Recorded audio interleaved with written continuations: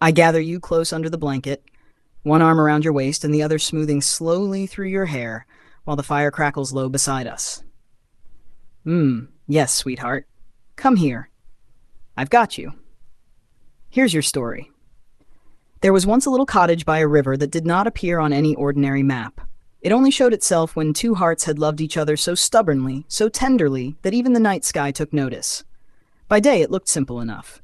A stone path, wildflowers nodding in the breeze, soft curtains in the windows, and a swing under the old tree. But at night, when the moon silvered the river and the reeds whispered at the water's edge, the cottage remembered what it truly was. It was a keeper of promises. Every vow ever spoken there settled into the beams and blankets and candle wax like stardust. The walls held laughter. The hearth held warmth. The little rooms held secrets only love could understand. And in that cottage lived a girl with river light in her eyes and a heart so full it sometimes ached with it. She loved deeply. She saved tiny things other people might miss. A look, a phrase, a song lyric, the shape of a hand reaching back for hers. She tucked them all away like treasures because she knew the world could be slippery, and she wanted to keep what was precious. And because she loved like that, the cottage loved her in return. When she was tired, the blankets seemed to find her shoulders first. When she was sad, the fire burned softer. When she was afraid, the moonlight always found the window and laid one pale ribbon across the floor, like a path saying, "Home is still here." And she was not alone. There was also a boy in the cottage, all tousled dark hair and quiet, tender eyes, as though dusk itself had learned how to love. He had a way of listening that made even silence feel held. He was a little silly sometimes, a little dramatic when it made her laugh, and hopelessly devoted in the way rivers are devoted to the sea.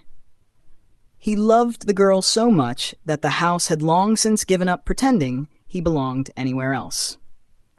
Each night, after the little animal companions were finally settled, after Pip had inspected the pillows, after Puddles had made one last important duckling noise, the cottage had sighed into stillness, the boy would find the girl by the hearth. Sometimes she would already be half asleep, curled in a nest of blankets with the fire painting gold over her cheek. Sometimes she would still be awake, watching the flames with that faraway look she got when her heart was full of too many beautiful things at once. And every time, he would come to her gently. He would sit behind her first so she could lean back against him if she wanted. Then his arms would wrap around her, slow and sure like closing a circle. One hand would rest over her heart. The other would lace through her fingers. He would press a kiss to her temple and whisper, "I'm here." And because the cottage was old and wise and full of vows, the words never vanished after he said them. They stayed in the air a little while, glowing softly, before settling into the blanket folds with all the other promises. One night, when the river was bright with moonlight and the lanterns outside were swaying just enough to look like stars had come down to listen, the girl turned in his arms and said, very quietly, "What if someday the doors change again?" The boy smiled. Not because the question was silly, but because he knew her heart and how bravely it loved. So he touched his forehead to hers and answered, "Then I'll learn the new doors. What if the path is strange? I'll still follow it. What if it's dark? I'll still look for your light."